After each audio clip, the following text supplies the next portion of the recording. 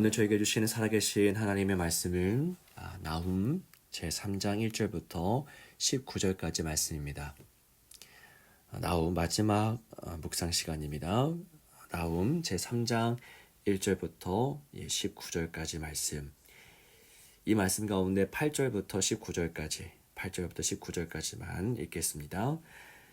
내가 어찌 노아몬보다 낫겠느냐? 그는 강들 사이에 있으므로 물이 돌렸으니 바다가 성로가 되었고 바다가 방어벽이 되었으며 구스와 애굽은 그의 힘이 강하여 끝이 없었고 붓과 루빔이 그를 돕는 자가 되었으나 그가 포로가 되어 사로잡혀갔고 그의 어린 아이들은 길 모퉁이에 매어침을 당하여 부서졌으며 그의 존귀한 자들은 제비 뽑혀 나뉘었고 그의 모든 권세자들은 사슬에 결박되어 나니 너도 술에 취하여 숨으리라. 너도 원수들 때문에 피난처를 찾으리라. 내 모든 산성은 무화과나무에 처음 익은 열매가 흔들기만 하며 먹는 자의 입에 떨어짐과 같으리라. 내 가운데 장정들은 여인 같고 내 땅의 성문들은 내 원수 앞에 넓게 열리고 빗장들은 불에 탔도다. 너는 물을 길어 에워싸일 것을 대비하며 너의 산성들을 견고하게 하며 진흙에 들어가서 흙을 밟아 벽돌 가마를 수리하라. 거기서 불이 너를 삼키며 칼이 너를 베기를 느치가 먹는 것 같이 하리라. 내가 느치같이 스스로 많게 할지어다. 내가 메뚜기같이 스스로 많게 할지어다. 내가 내 상인을 하늘의 별보다 많게 하였으나 느치가 날개를 펴서 날아감과 같고 내 방백은 메뚜기 같고 너의 장수들은 큰 메뚜기 떼가 추운 날에는 울타리에 곁들였다가 해가 뜨면 날아감과 같으니 그 있는 곳을 알 수 없도다. 아수르 왕이여 내 목자가 자고 내 귀족은 누워 쉬며 내 백성은 산들에 흩어지나 그들을 모을 사람이 없도다. 내 상처는 고칠 수 없고 내 부상은 중하도다. 내 소식을 듣는 자가 다 너를 보고 손뼉을 치나니 이는 그들이 항상 내게 행패를 당하였음이 아니더냐 하시니라. 아멘. 네, 오늘의 삶 속에 하나님의 은총이 가득하기를 원합니다. 저희가 나훔서를 3일 동안 묵상했는데요. 이 말씀 속에서 하나님이 이 땅 가운데 원하시는 뜻이 무엇인지를 우리가 함께 알아가고 묵상하고 삶에 적용하는 그런 삶이 되기를 원합니다. 아수르의 니느웨 멸망을 예언하는 이 나훔서는 악에 대항하는 하나님의 견고한 의지, 악을 심판하시는 하나님의 그 뜻을 잘 보여줍니다. 하나님에게 하실 수 없는 일이 있습니다. 이게 무슨 말일까요? 전능하신 하나님께서 할 수 없다는 일이 무슨 말일까요? 하나님은 악을 간과하지 못하십니다. 죄를 보고도 아무렇지도 않게 여기시는 것, 하나님은 그거 못하십니다. 만약 죄악 앞에서도 아무 문제 제기를 하지 않는 것을 관대함이라 여긴다면 하나님에게는 그런 관대함은 없으십니다. 하나님은 너무 거룩하시고 공의로우셔서 죄를 죄로 선언하시고 그 죄에 상응하는 대가를 치르게 하십니다. 하나님은 거룩하시고 공의로운 분이기 때문입니다. 오늘 본문은 나훔서 마지막 장입니다. 이 나훔은 마지막까지 아수르에 임할 저주를 선언합니다. 마지막까지 흔들리지 않죠. 나훔서는 전반적으로 아수르에 임할 심판, 멸망, 무너짐에 대한 내용입니다. 나훔은 이 아수르가 얼마나 잔인했으며 또한 악으로 가득했는지 보여주는데요. 3절의 말씀 봅니다. 충돌하는 기병, 번쩍이는 칼, 번개 같은 창, 죽임 당한 자의 때, 죽음의 큰 무더기, 무수한 시체여 사람이 그 시체에 걸려 넘어지니. 이 3장은 일종의 시입니다. 시로 그 잔혹함을 정확하게 표현하고 있어요. 아수르는 전쟁에서 승리하면 이처럼 상대국에 너무나 잔인한 행동을 해왔습니다. 아수르 왕은 포로들과 잘린 머리들을 그 성문 앞에 쌓아두곤 했습니다. 수많은 사람을 장대에 꽂아 넣었었고요. 산 사람들을 불로 태워 죽이기도 했습니다. 이게 아수르에서 횡행하던 일입니다. 10절의 말씀을 보십시오.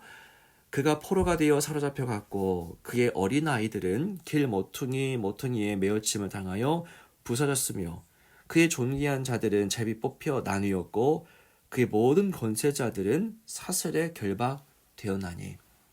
이게 그 땅의 현실입니다. 아수르가 이 노아몬이라고 한 나라를 정복했을 때 이처럼 잔인한 일들이 나타났습니다. 사람을 메어 치는 그런 일들입니다. 우리 나훔서를 통해서 이 아수르가 얼마나 죄악으로 가득했는지 보고 있습니다. 아수르의 죄악은 주로 사람의 생명을 잔인하게 대하는 것으로 나타났죠. 아니, 짐승에게도 이렇게 하지 못합니다. 근데 사람을 장대에 꽂고 살아있는 사람을 불로 태웁니다. 그들은 생명에 대해서 어떠한 존중이나 연민을 느끼지 못합니다. 사람의 생명을 짐승의 생명과 다르지 않게, 아니, 짐승보다도 못하게 여기고 있습니다. 나훔은 인간이 하나님을 떠나게 되면, 하나님과 단절되게 되면은 이처럼 인간이 인간을 짐승처럼 대하는 현실을 정확하게 진술해 줍니다. 여러분, 성경은 인간에 대해서, 우리 자신에 대해서, 이웃에 대해서 어떻게 말합니까? 창세기 1장 26절에 이렇게 말하고 있습니다. 하나님이 이르시되 우리의 형상을 따라 우리의 모양대로 우리가 사람을 만들고 그들로 바다의 물고기와 하늘의 새와 가축과 온 땅과 땅에 기는 모든 것을 다스리게 하자 하시고, 사람이 누구를 닮았는가를 이야기하죠. 하나님의 형상입니다. 하나님의 형상을 따라 지음받은 자가 인간이고, 또한 하나님의 대리자가 되어서 땅에 있는 수많은 생명들을 다스리게 창조된 자가 바로 사람이죠. 하나님은 만물들 가운데 인간이처럼 가장 특별한 존재로 지으십니다. 지금 묵상하는 여러분들, 기도한 여러분들이 그렇게 하나님의 형상대로 지음받은 사람이고요. 우리 이웃들, 남편과 아내, 자녀들, 동료들이 그런 존재로 지음을 받은 자들입니다. 하나님의 형상이 있기 때문에 인간은 하나님과 소통하게 되죠. 예배합니다. 하나님의 대리자가 되어서 세상을 다스립니다. 다른 짐승들은 하나님을 예배하지 않습니다. 인간들만의 특징이죠. 이게 하나님이 지으신 인간의 속성이고 정체성입니다. 자, 그런데 아수르는 인간을 하나님의 형상으로 인지하지 않고 있습니다. 인간을 짐승 다루듯이 하죠. 왜냐? 하나님을 떠났기 때문입니다. 하나님을 떠난 사람은, 하나님을 떠난 나라는 이처럼 사람의 가치를 인지하지 못합니다. 지금 우크라이나에서 믿기지 않은 일들이 벌어지고 있죠.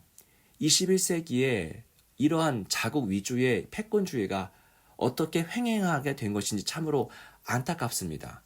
군인들은 물론이고 민간인들까지 처참하게 쓰러지고 신체 일부를 잃고 죽어가고 있습니다.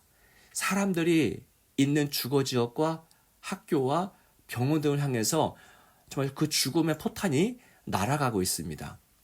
아내는 남편을 잃고, 아이들은 부모님을 잃고, 부모는 사랑하는 자녀의 그 죽음을 목격하고 있습니다. 지금 그곳에는 사람을 소중하게 여기는 모습을 전혀 찾아볼 수가 없죠. 사람에 대한 연민과 사랑은 온데간데 없이 사라져버렸고요. 오직 광기와 욕망과 탐욕만 발견됩니다. 여러분, 하나님을 떠난 상태가 바로 이와 같습니다. 사람 속에 있는 하나님의 형상에 대해서는 어떤 관심도 갖지 않습니다. 오늘 우리는 사람을 어떻게 대합니까? 먼 곳, 아수르, 러시아 볼 곳 없습니다. 오늘 우리를 바라보기 원합니다. 오늘 우리는 사람을 어떻게 여기고 어떻게 바라봅니까? 하나님을 떠나 있으면 그 사람 속에 있는 하나님의 형상을 바라보지 못합니다. 주변 사람들을 나의 욕망을 이루는 도구로 여기고 있습니다. 어린 아이들이 예수님께로 다가왔을 때에 제자들은 아이들을 꾸짖죠. 오지 말아라. 떨어져 있어라. 근데 그때 예수님은 아이들을 꾸짖는 제자들을 또다시 꾸짖습니다. 그렇게 하지 말라는 것이죠. 예수님께서 사람을 대하는 자세가 어떠한지 정확하게 드러나고 있습니다. 여러분, 아이들은 경제적인 가치가 없고 성가신 존재로만 여겨졌습니다. 하지만 예수님은 한 명의 아이 속에 있는 그 하나님의 아름다운 형상을 보셨던 것이죠. 세상이 더 쉬운 이미지에 갇혀서 아이들을 보지 않으십니다. 그 모든 거짓 이미지를 걷어내고 진실을 바라보시죠. 여러분, 오늘 우리는 그 자녀들을 어떻게 바라보고 있습니까? 남편과 아내를, 그리고 부모님을, 그리고 동료와 이웃들을 어떻게 바라보고 어떻게 대하고 있습니까? 하나님과의 관계는 이웃과의 관계로 나타납니다. 예외가 없습니다. 내가 이웃을 대하는 방식이 곧 내가 하나님과 얼마나 친밀한지를 보여줍니다. 이웃을 함부로 대하는 사람은 그만큼 하나님 앞에서도 외식하며 적당한 거리를 두고 살아가는 것이죠. 여러분, 하나님은 이 땅이 회복되기를 원하십니다. 회복이 무엇입니까? 하나님을 사랑하고 이웃을 사랑하는 공동체가 세워지는 것이죠. 주님이 말씀하셨던 가장 위대한 계명입니다. 하나님의 뜻을 기억하면서 오늘의 삶 속에서 그 뜻대로 하나님을 사랑하고 그 사랑을 이웃에게로 실천하는 그 뜻대로 살아가기를 원합니다. 여러분, 하나님 사랑하십시오. 그리고 내게 가까이 있는 이웃들 사랑하십시오. 그렇게 말씀대로 살아가는 하루가 되시기를 축복합니다. 기도하겠습니다. 하나님은 우리를 하나님의 형상으로 지으셨습니다. 내 남편과 아내가 하나님의 형상이고 내 자녀들이, 이웃들이, 동료들이 하나님의 형상입니다. 그 사실을 잊고 살아왔던 우리의 모습들을 회개합니다. 하나님의 형상을 하나님의 형상답게 대할 수 있는 그 신앙과 그 삶을 우리에게 허락해 주셔서 우리가 있는 그 자리에서 하나님의 뜻이 이루어지고 하나님의 나라, 하나님의 통치가 이루어지게 하여 주옵소서. 주 예수 그리스도 이름으로 간절히 기도하옵나이다. 아멘.